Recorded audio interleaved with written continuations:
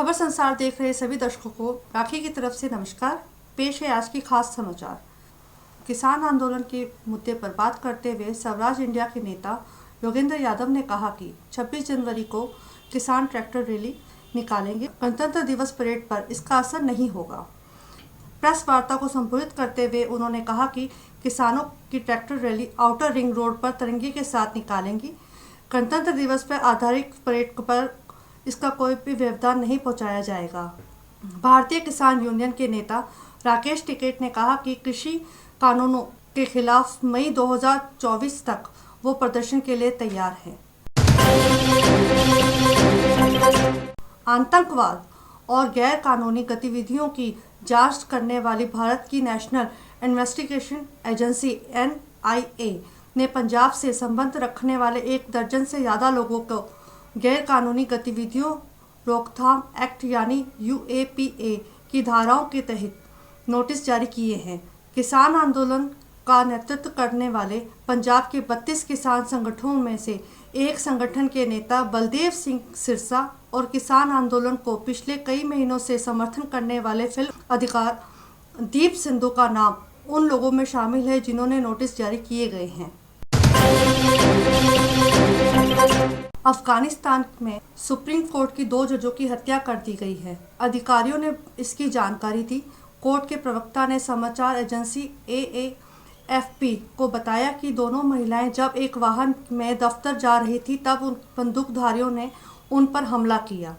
अमेरिकी राष्ट्रपति Donald Trump के अफगानिस्तान से अपनी सेना को हटाना जारी रखने के बीच यह वारदात पत्रकारों और सामाजिक कार्यकर्ताओं और राजनीतिक हस्तियों को निशाना बनाकर हाल के महीनों में ही की गई हत्याओं में से सबसे ताज़ा मामला है। अफगानिस्तान में अमेरिकी सेना की संख्या महज 2500 रह गई है। अमेरिका में राष्ट्रपति डोनाल्ड ट्रंप समर्थकों के संसद पर हमला करने के बाद लगातार मांग उठ रही है कि दंगा भड़काने के चलते राष्ट्रपति को हटाया जाए। रिपब्लिकन डोनाल्ड ट्रंप का कार्यकाल अब कुछ ही दिनों का बचा है। 20 जनवरी को डेमोक्रेट जो बाइडेन राष्ट्रपति के तौर पर उनकी जगह लेने वाले हैं, लेकिन प्रतिनिधि सभा की स्पीकर नैन्सी पेलोसी के समेत डेमोक्रेट चाहते हैं कि ट्रंप को उन कदमों के लिए जिम्मेदार ठहराया जाए जिनकी वजह से कईयों को लगता है कि 6 जनवरी को हिंसा हुई। पाकिस्तान से छपने वाले उर्दू अखबारों के मुताबिक इस हफ्ते सरकार और विपक्ष के बीच विदेशी फंडिंग को लेकर एक दूसरे पर आरोप प्रत्यारोप के दौर चलता रहा। पाकिस्तान के पूर्व प्रधानमंत्री और मुस्लिम लीग के नेता नवाज शरीफ ने सत्तारूढ़ पाकिस्तान तहरीक-ए-इंसाफ पार्टी के खिलाफ जारी विदेशी फंडिंग के केस पर सवाल उठाते हुए पूछा कि चुनाव आयोग इस पर कैसे फैसला नहीं कर रहा। शनिवार को लंदन से वीडियो लिंक के जरिए अपने भाषण में नवाज शरीफ ने प्रधानमंत्री इमरान खान पर हमला करते हुए कहा कि विदेशी फंडिंग केस 6 साल से लटका हुआ है, जबकि उनके मुताबिक ठोस सबूत मौजूद हैं। उद्धव ठाकरे सरकार में सामाजिक विकास और मंत्री धनंजय मुंडे पर बलात्कार के आरोपों से राज्य की राजनीति में काफ़ी हलचल चल रही है। धनंजय मुंडे गठबंधन सरकार में राष्ट्रवादी कांग्रेस पार्टी NCP के कोटे से मंत्री हैं।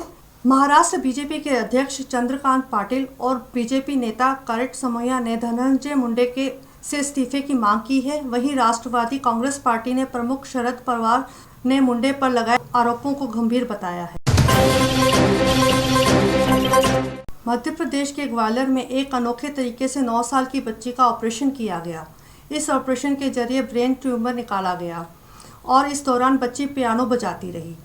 यह ऑपरेशन ग्वालियर के बिरला हॉस्पिटल में डॉक्टर अभिषेक चौहान ने शुक्रवार को किया। डॉक्टर ने ऑपरेशन करके सिर की हड्डी से ट्यूमर निकाल दिया और बच्ची पूरी तरह से स्वस्थ है।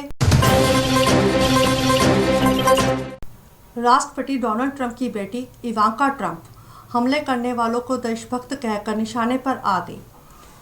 उनके एक ट्वीट में इतनी आलोचना हुई कि उन्हें उसे डिलीट करना पड़ा और उस पर सफाई देनी पड़ी। अमेरिकी राष्ट्रपति डोनाल्ड ट्रंप के समर्थकों को बुधवार को कैपिटल बिल्डिंग में घुसकर हिंसा शुरू कर दी।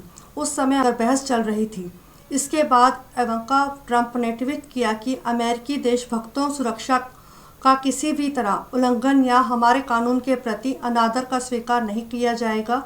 हिंसा तुरंत बंद करनी होगी। कृपया शांति बनाए रखें। खबर संसार में फिलहाल इतना ही। चैनल को सब्सक्राइब कीजिए और मुझे दीजिए इजाज़त। जय हिंद।